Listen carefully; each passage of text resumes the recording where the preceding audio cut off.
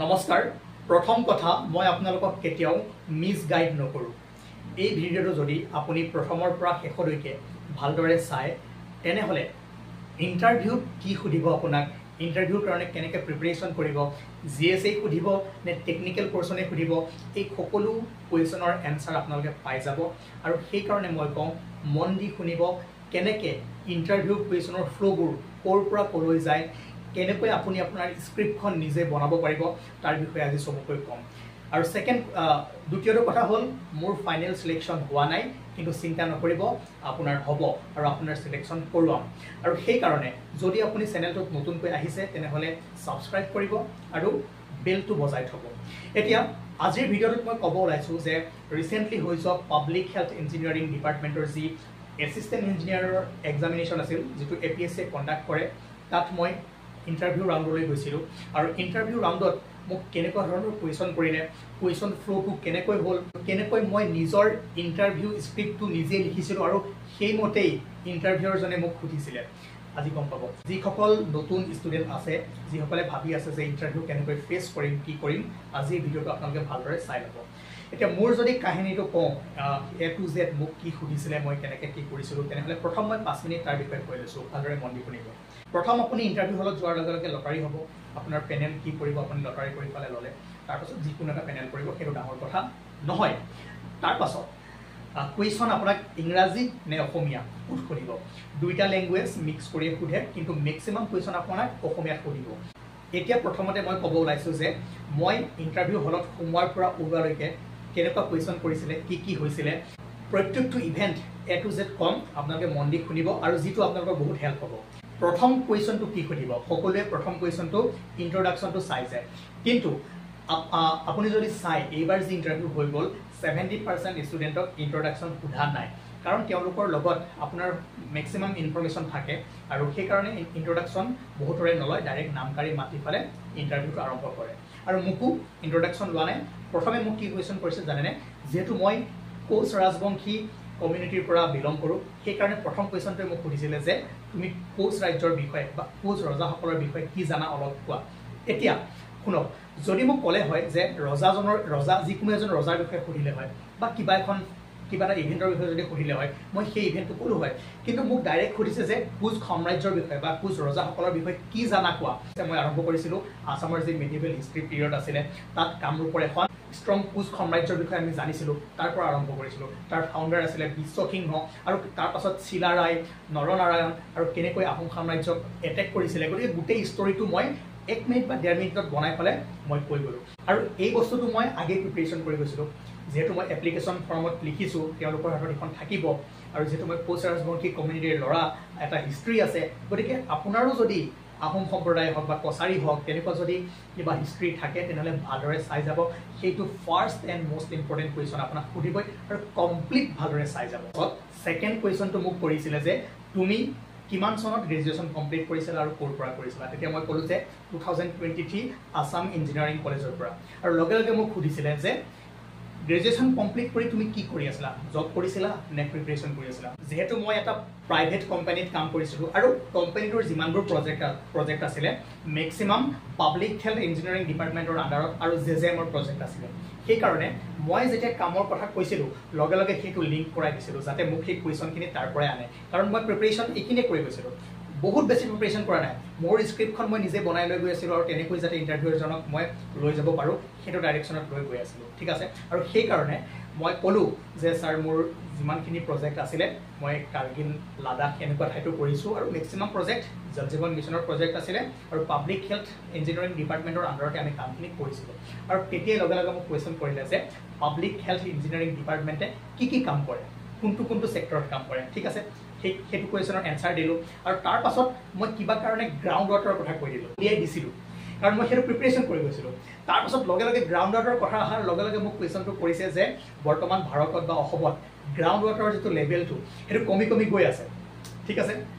কিয় কাৰণটো কি যিকোনো এটা কাৰণ কোৱা আৰু মই সেইটোৱে প্ৰিপাৰেচন কৰি গৈছিলো ঘৰত মই জানো যে মই গ্ৰাউণ্ড ৱাটাৰৰ কথা উলিয়াম যেটো গ্ৰাউণ্ড ৱাটাৰ সিঙ্ক হৈ গৈ আছে তাৰ বিষয়ে কুৱেশ্যন কৰিম আৰু মই সেয়াই প্ৰিপাৰেশ্যন কৰি গৈছিলোঁ যে আপুনি চাব পাৰে ৰিপৰ্টত ইণ্ডিয়াৰ বহুকেইখন চিটিৰ গ্ৰাউণ্ড ৱাটাৰ লেভেল বহুত তললৈ গৈছে আমাৰ গুৱাহাটীও গৈছে 2022 এটা ৰিপৰ্টত আপুনি পাব পাৰে গতিকে সেই বস্তুখিনি কোৱাৰ লগে লগে মোক চলিউশ্যন সুধিলে যে চলিউশ্যনটো কি কৰিবা তেতিয়া মই চলিউশ্যনবোৰ ক'লোঁ যে গ্ৰে ৱাটাৰ মেনেজমেণ্টটো যিমান পাৰে সিমান ইনক্ৰিজ কৰিব লাগে আৰু ছেকেণ্ড কেছত বৰষুণৰ পানীটো যাতে আমি বৈ যোৱাতকৈ মেক্সিমাম আমি মাটিৰ ভিতৰলৈ লৈ যাব পাৰোঁ তাৰ বিষয়ে চিন্তা চৰ্চা কৰিব পাৰোঁ তাৰ ক্ষেত্ৰত এটা মোক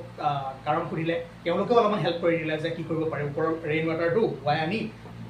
ওচৰতে পণ্ড বনাই বা বৰিং কৰি পানীটো ৰিচাৰ্জ কৰাব পাৰি তেনেকুৱা কিছুমান ডিছকাশ্যন টাইপ হৈ গ'ল লাষ্টত গৈ ডিছকাশ্যন টাইপ হৈ গ'ল ইণ্টাৰভিউ নহয় অ'কে তাৰপিছত মোক কুৱেশ্যনটো কৰিলে যে এতিয়া যদি তুমি জবটো নোপোৱা তুমি জব কৰি আছিলা জব এৰিলা জব এৰি ফালে প্ৰিপাৰেশ্যন কৰিছা জবটো যদি এতিয়া নোপোৱা তুমি কি কৰিবা তেতিয়া মই ক'লোঁ মই এটা ইউটিউব চেনেল চলাই আছোঁ তাত বিভিন্ন ধৰণৰ ষ্টুডেণ্টক মই পঢ়াই থাকোঁ এনেকুৱা কাম কৰোঁ আৰু সেইটো কৰি চলি থাকিম যেতিয়ালৈকে মোৰ নতুন কিবা এটা নাহে তেতিয়া মোক সুধিছে যে তোমাৰ এনৰলমেণ্ট কিমান এতিয়া মই ক'লোঁ যে বৰ্তমান মোৰ বেছি নাই 1000-1200 ইমানমান ছাবস্ক্ৰাইবাৰ্ছ আছে কৈছে ইমানখিনি ছাবস্ক্ৰাইবাৰ দি কিমান টকা পাবা তুমি 7-8 হাজাৰ টকা পাম তাৰপিছত কৈছে এইখিনি দি তুমি চলিব পাৰিবা জানো মই কৈছোঁ ছাৰ ইনিচিয়েলিটো প্ৰব্লেম হ'ব কিন্তু লাহে লাহে মই চেনেলটো ইনক্ৰিজ কৰিবলৈ চাম আৰু বহুৱাবলৈ চাম যাতে মানুহ বেছিকৈ আহে আৰু নৰ্মেল কুৱেশ্যন কিছুমান আছে যেনেকৈ ঘৰত কোন কোন আছে মা দেউতাই কি কৰে কোনখন স্কুলৰ পৰা পঢ়িলা এনেকুৱা কুৱেশ্যনবোৰ সুধিছে আৰু বহুতৰ লগত মই কথা পাতি গম পালোঁ যিসকলৰ ধৰক ৱৰ্ক এক্সপিৰিয়েঞ্চ নাই তেওঁলোকক ছাবজেক্ট ৱাইজ কুৱেশ্যন কিছুমান সুধিছে ইমান টাফ নহয় জেনেৰেল যিখিনি কনচেপ্ট আছে ওপৰে যিখিনি কনচেপ্ট আছে আপুনি যদি ভালকৈ 4 বছৰ পঢ়িছে তেনেহ'লে তাৰ বেছিক কনচেপ্টটো আপোনাৰ লগত থাকিব ঠিক আছে তো ঘৰত কি কৰে মা দেউতাই কি কৰে কোনখন স্কুলত পঢ়িছা এই এনেকুৱা কুৱেশ্যনবোৰ আপোনাক সুধিব খালি আপোনাৰ টেম্পাৰামেণ্টটো চাব আপুনি এনচাৰ দিব পাৰিছেনে নাই মই যিমানখিনি দেখিলোঁ মই যিমানখিনি এক্সপিৰিয়েঞ্চ পালোঁ তাৰ পৰা সেইটোৱে ভাবিছোঁ যে ইমান টাফ কুৱেশ্যন নাহে বাকী আপোনালোকৰ প্ৰিপাৰেশ্যনটো যিমান পাৰে নৰ্মেল ৰাখিব আৰু পজিটিভ ৰাখিব লগতে মিছগাইড নহ'ব এনেকুৱা নহয় যে চব কুৱেশ্যনৰ এনচাৰ দিছোঁ যিখিনি পাৰা নাই মই ধুনীয়াকৈ কৈছোঁ যে ছাৰ এইখিনি মনত পেলাব পৰা নাই বা পঢ়া নাই পিছত মই চাব লাগিব এনেকৈ ধুনীয়াকৈ কৈ ৰেছপন্সটো দিছোঁ দুই এটা ক'ৰবাত ভুল হৈ যাব পাৰে কাৰণ 100% শুদ্ধ কোনেও ক'ব নোৱাৰে কিন্তু নাজানা বস্তুটো প্ৰায় মই কৈ গৈছোঁ যে ছাৰ এইখিনি পাহৰিছোঁ পিছত চাব লাগিব তাৰপাছত মোক সুধিলে যে যিমানবোৰ ৱাটাৰ ছাপ্লাই স্কিম আছে তাতে কি হয় পানীৰ টেপবোৰ মানুহে খুলি থৈ দিয়ে আৰু খুলি থোৱাৰ ফলত বহুত পানী ৱেষ্ট হয় তাৰ কাৰণে কি কৰিবা অকণমান ছ'চিয়েল এৱাৰনেছৰ কথা ক'লোঁ তাৰ ওপৰতো ডিছকাশ্যন চলিলে আৰু লগতে মই চেঞ্চৰৰ কথা ক'লোঁ যে কিছুমান আমি চেঞ্চৰ বেছড কাম কৰিব পাৰোঁ যাতে বৰ্তনটো দিলে পানীটো আহে আৰু বৰ্তনটো আঁতৰাই দিলে পানীটো নাইকিয়া হৈ যায় তেনেকুৱা কিছুমান আমি ডিভাইচ লগাব পাৰোঁ আৰু সেইখিনি ডিছকাশ্যন হ'ল সেইটো মোৰ লাষ্ট কুৱেশ্যন আছিলে এৱাৰনেছটো আৰু এৱাৰনেছটো মই ভালকৈ এনচাৰ দিয়াৰ পাছত তাৰপিছত মোৰ ইণ্টাৰভিউ খতম হৈ গ'ল তাৰপাছত তেওঁলোকে ক'ব ধৰিলে যে তুমি এটা কাম কৰা এই যিখিনি তোমাৰ নলেজ গোটালা যিমানখিনি তুমি হাৰ্ডৱৰ্ক কৰিলা কাম কৰিলা সেইখিনি কামত লগোৱা ঠিক আছে তেতিয়া ইণ্টাৰভিউ খতম তেতিয়া মোক কথা কোৱাত লাগিলে যে তুমি এটা কাম কৰা এনেকুৱা কৰা যাতে তুমি জব বিচাৰি যাব নালাগে তোমাৰ ওচৰত কোনোবা জব বিচাৰি আহক আৰু ইনকাম কৰি থাকা বহি নাথাকিবা অকল প্ৰিপাৰেশ্যন কৰিয়ে বয়স শেষ কৰি নিদিবা কাম কৰি থাকা পঢ়ি থাকা আৰু নিজকে এনেকুৱা বনোৱা যাতে তুমি জব বিচাৰি বেলেগত যাব নালাগে বেলেগে তোমাৰ ওচৰত জব বিচাৰি আহে আৰু তোমাৰ যিখিনি মই স্কিল দেখিছোঁ তোমাৰ যিখিনি নলেজ দেখিছোঁ সেইখিনি কামত লগোৱা তো এনেকৈ ছাৰজনে কৈ থাকিলে কাৰণ দুজন আছিলে দুইজনে ক'লে আৰু মই সেইখিনি সময় শুনি আছিলোঁ হয় ছাৰ বাছ আৰু তেনেকৈ প্ৰায় 17-18 মিনিট সময় ইণ্টাৰভিউটো হৈছে এপ্ৰক্সিমেট 20 মিনিটে হৈছে সোমোৱাৰ পৰা ওলোৱালৈকে আৰু তাৰে ভিতৰত ধৰক 12-13 মিনিট সময় কুৱেশ্যন হৈছে বাকী সময়খিনি ডিছকাশ্যন বা তেনেকুৱা এডভাইচ দি আছিলে আৰু যদি মই কওঁ যে সকলোৱে জানে এক্সামত 200 মাৰ্কৰ কি থাকে ৰিটেন মাৰ্কছ থাকে সকলোৱে জানে তাৰে 100 থাকে আপোনাৰ টেকনিকেল পেপাৰ আৰু 100 থাকে GS পেপাৰ গতিকে ৰিটেন মাৰ্কছটো বহুত বেছি ইম্পৰ্টেণ্ট আপুনি ইণ্টাৰভিউ যিমানে ভাল নকৰক কিয় ৰিটেনত যদি মাৰ্কছ কম থাকে তেনেহ'লে সিলেকশ্যনৰ চান্সটো অলপ কমি যায় আৰু মেবি চাগে মোৰ ৰিটেনৰ মাৰ্কছ কম আছিলে আৰু এটা কথা কওঁ কণ্ট্ৰভাৰ্চি কৰিবলৈ নাচাওঁ APSC কেনেকৈ মাৰ্কছ কেলকুলেট কৰে কি কৰে এতিয়াও ধৰক বুজিবলৈ অলপ বহুত বাকী আছে হয়তো আপোনালোকেও নিজে গম পায় কেনেকুৱা খেলি মেলি কিছুমান কৰে বাৰু এইবোৰ বাদ দিয়ক তথাপিও এই বস্তু দুটা কৰিব পাৰে আৰু ইণ্টাৰভিউত 24 মাৰ্কছ থাকে আৰু সকলো ডিপাৰ্টমেণ্টৰ ষ্টুডেণ্টক মই মানে কওঁ যে যিখিনি বস্তু মই ক'লোঁ সেইখিনি ভালদৰে মন দিয়ক কেনেকৈ কি কুৱেশ্যনবোৰ কি কৰিছে মোৰ নিজৰ ষ্টুডেণ্টক ক'লোঁ মানে আপুনি গম পালে যে কেনেকুৱা কুৱেশ্যন কৰিব পাৰে ঠিক আছে গতিকে বেছি GS পঢ়িম নে টেকনিকেল পঢ়িম নে কি পঢ়িম সেইবোৰ একো ভাবিব চিন্তা কৰিব নালাগে জাষ্ট কনফিডেন্সত থাকিব কথাবোৰ ভালকৈ ক'ব যি সোধে ৰেছপন্স কৰিব নাজানিলে ছাৰ ঠিক আছে এইখিনি বস্তু মই পাৰা নাই অলপমান মনত পেলাব লাগিব গতিকে মেইন বস্তু হ'ব টেকনিকেলখন আৰু জিএছখন টেকনিকেলখন আপোনালোকে প্ৰিপেয়াৰ কৰক বাকী জিএছখন তাৰে কিছুমান বস্তু আমাৰ চেনেলত পাই যাব মই কৈছোঁৱে আমাৰ চেনেলত কিছুমান ভাল ভাল টিচাৰ আহিব যিসকল বহুত এক্সপিৰিয়েঞ্চ টিচাৰ হয় তেওঁলোকৰ দ্বাৰা আপোনালোকে শিকিবলৈ পাব মই চেষ্টা কৰি আছোঁ যাতে জিএছ পেপাৰখন সকলোৰে ষ্ট্ৰং হওক আৰু ফ্ৰী অফ কষ্ট একো এপ নাই একো বেলেগ নাই ইউটিউবতে কমপ্লিট পাব মই এইটোৱে বিচাৰোঁ যাতে সকলোৱে সমান লেভেল প্লেইং ফিল্ড এখন পায় যিবোৰ আৰ্থিকভাৱে দুখীয়া ল'ৰা ছোৱালী আছে তেওঁলোকেও যাতে ভালদৰে শিক্ষা পাব পাৰে সেইকাৰণে এইখিনি কৰি আছোঁ লগতে আমি এডিআৰইৰ চিৰিজটো চলাই আছোঁ আৰু এইখিনিও চলাই যাম আৰু সকলো ডিপাৰ্টমেণ্টক যিয়ে PWD হওক PHCD হওক WRE হওক